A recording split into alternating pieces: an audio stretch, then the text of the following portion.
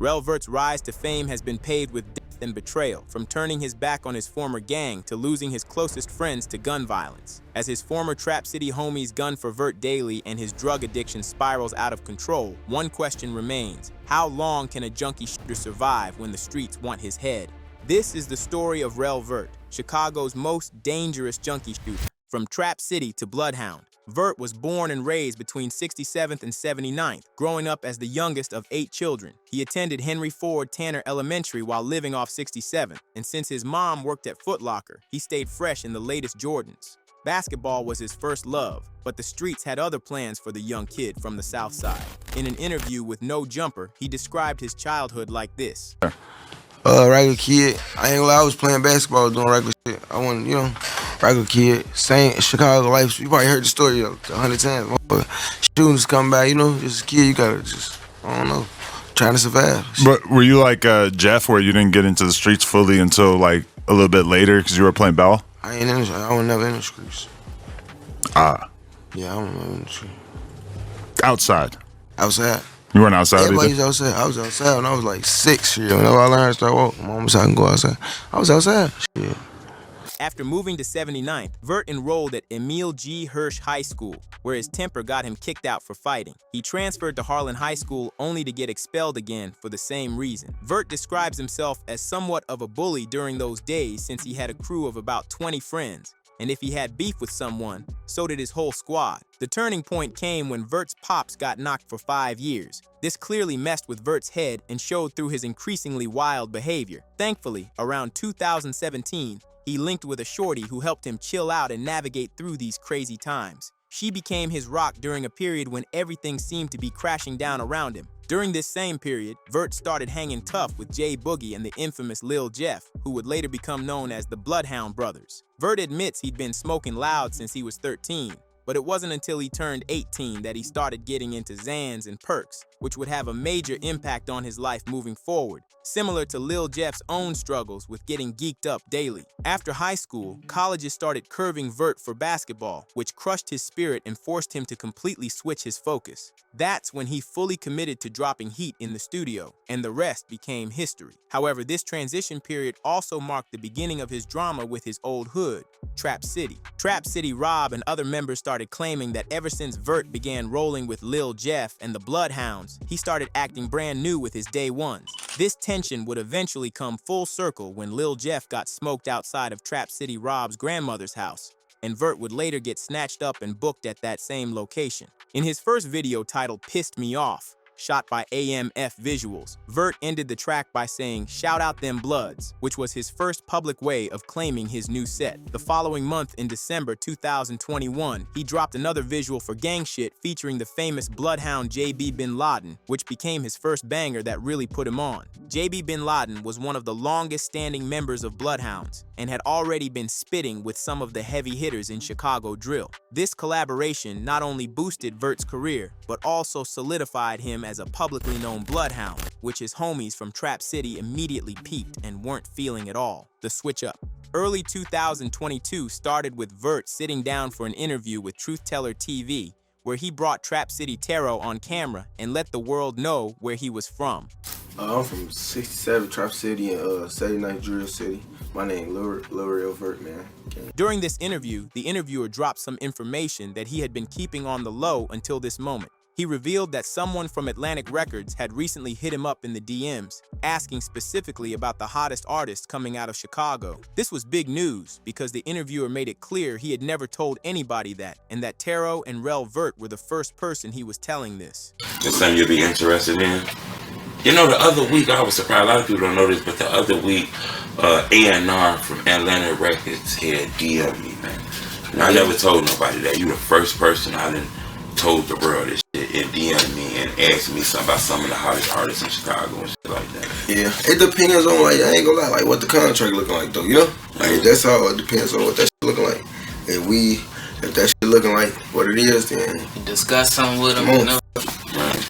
But the interviewer was probably hinting that Vert was one of the hottest rappers in Chicago, which didn't appear to be cap considering how he was getting recognition from record labels and all that. AMF Visuals also rolled up on Vert with an offer to his videos for free as long as he kept dropping them on their channel. They even offered to manage his career, which was an extremely rare opportunity that Vert caught on to immediately. The interviewer asked Vert and Tero how they felt about rap deals. He also added that he heard some rappers talking about rap deals, but then as a person, he wouldn't be able to let that walk past if someone pulled up with serious bread, specifically mentioning a couple $100,000 or even $500,000 for a couple mixtapes. When talking about his stance on rap deals, Vert showed he was thinking like a real businessman rather than following the typical stay independent wave that most drill artists are on. Or do you let that walk after that? A motherfucker ain't gonna know till they get there. Like, motherfucker be, I ain't gonna take that shit. But when you that shit in your face, man, your ass gonna, man.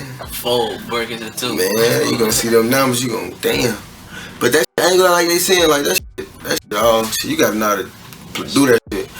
Cause, like, you get at no contracts and you fuck yourself and you can't get out that shit. And but some people just be buying out their shit, buying out their contracts and they, you know?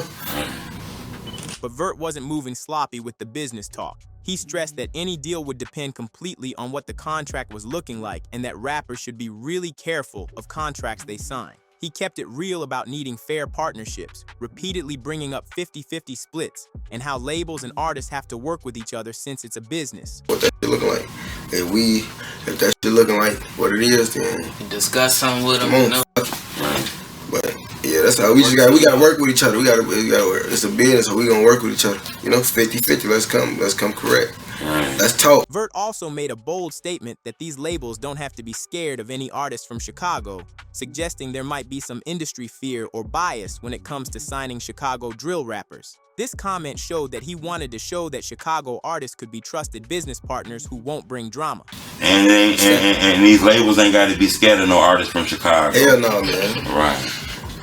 With y'all, man. We trying to meet y'all, man. This moment became pivotal because his statement was starting to peep everybody's feelings back in Trap City about his alleged switching up on the gang. It was impossible to believe at that point that Vert could switch up on his own homies. After this moment, history was made. Vert went on to drop about 8 visuals in 2022, racking up over 1 million views total. Tracks like Poof and I Love My Draco featuring Lil Jeff showed the chemistry between the two Bloodhound members and established their bond both musically and on some real brother shit. Through all the recognition he was getting, Vert wanted to put his childhood homies in Trap City on.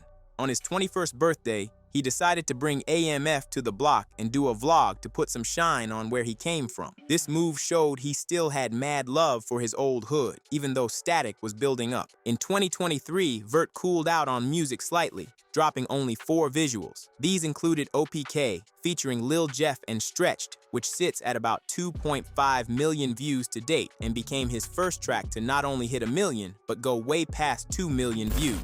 However, when he wasn't dropping heat, word on the streets was that he was out here stepping on things. The streets started buzzing when Vert would hop on live with ops, and they would claim that he recently caught himself slipping on a drill by accident. His enemies would always flame him during these heated exchanges. While nobody knew if this was facts or cap, Vert never really denied it, which became part of the ongoing talk about his street moves. Around 2023, Vert lost his mom, which deeply tampered with his music output. He admitted this in an interview with No Jumper and said that his music was weak when he lost her, so he quit and let Jeff take over. This personal tragedy marked another dark period in his life. 2024 started with Vert back on his grind, dropping projects back-to-back including FTO, which pulled over 1 million views. He was ready to prove to everyone that he was here to stay as a drill rapper. But unfortunately, 2024 was about to become the most life-changing year yet for the young stepper. Blood and betrayal. June 2024 became a month that changed everything when Lil Jeff was gunned down right outside of Trap City Rob's grandmother's house. The irony wasn't lost on anyone that Jeff died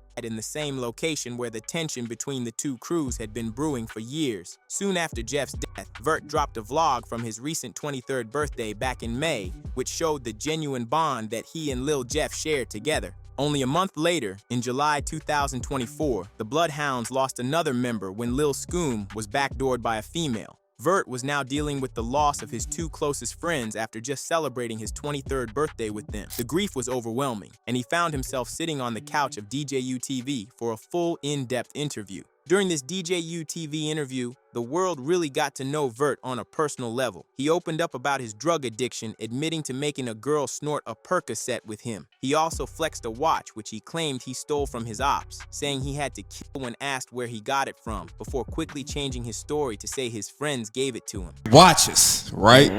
These fly-ass watches y'all be having on y'all wrist. You got one on right now. Where you get that watch from, Vert? If I tell you I had to kill you. Huh? If I tell you I had to kill you. Nah, oh, man, I got nice friends. They love me, man. Glee. They love his what and shit. The interview exposed how deep his drug problem really was. When asked about mixing drugs, he broke down how mixing Xans with perks gets you way more geeked, showing he knew all the combinations that could get you faded. This real talk about his addiction revealed how badly he'd been fiending ever since his closest homies got smoked. You admitted that you started smoking weed around like age 13. 13. Okay. On a Smitty Swisher. Right. Bought my first dime. 13 years old. It's up. Okay. Weed. Yeah. When did you start indulging in other drugs? I ain't gonna lie, recently though, this shit was probably when I was about like 19, 20.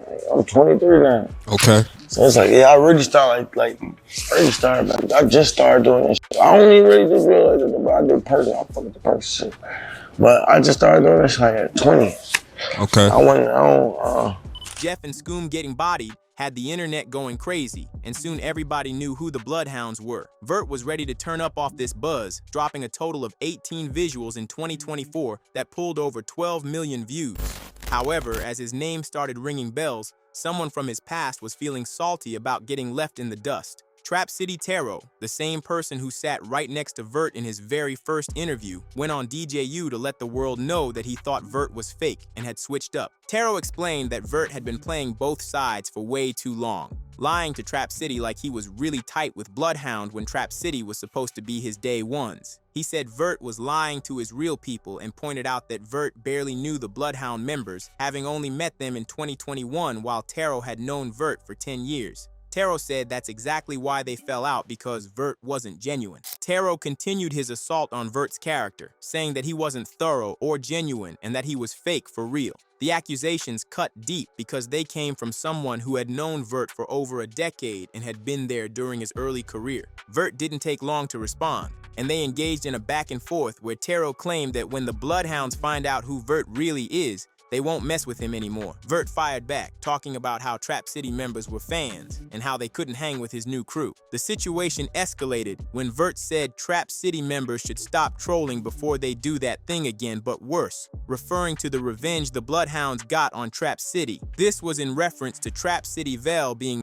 murdered as revenge for Lil Jeff, and at Vel's funeral, the Bloodhound slid again, taking the life of Vel's innocent sister. Vert appeared on No Jumper where he opened up about losing Jeff and Scoom. When asked where he was when he heard about Jeff's death, he said he was in the crib and that the news destroyed him. He was supposed to be in the car with the victim, but he was doing other things, and that was crazy to him. Shortly after, Vert was seen with one of Lil Jeff's exes and T-Slick getting matching tattoos in memory of Lil Jeff. The loyalty he showed to his dead friend's memory was evident, but more controversy was brewing when it was revealed that Vert was directly related to the late FBG Duck. Mama Duck, the notorious mother of FBG Duck, called out Vert for not showing respect after going to Duck's funeral. She revealed that Vert was her little cousin and explained that his real name was Terrell, even though people called him Vert. She said she could take disrespect from other people, but she couldn't accept it from her own family member. Mama Duck called him out for getting involved in beef and dissing his own cousin just for clout. Vert responded by denying the claims, saying he didn't attend Duck's funeral and that he didn't care about Duck, 63rd, or any of that. This response only added more fuel to the fire and showed how disconnected he'd become from his own family members. Additional controversies emerged when Vert's hairstylist let the world know she refused to do house calls after visiting him. In her words, she said she wasn't going to do any of that weird cluck vibe stuff. Vert responded by calling her broke and saying she just wanted clout, showing his dismissive attitude toward criticism. Spiraling out of control. By 2024, Vert attempted to shift his focus back in a positive direction, pushing his career forward. He got involved in a vlog with Brandon Buckingham where they were shot at leaving a studio. The shooting happened right outside the studio, with one bullet piercing the door and shell casings found on the same sidewalk where 4 men were shot. Happened right outside of studios. As a matter of fact, I want you to come take a look at this. One of the bullets pierced this door, and that's not the only one.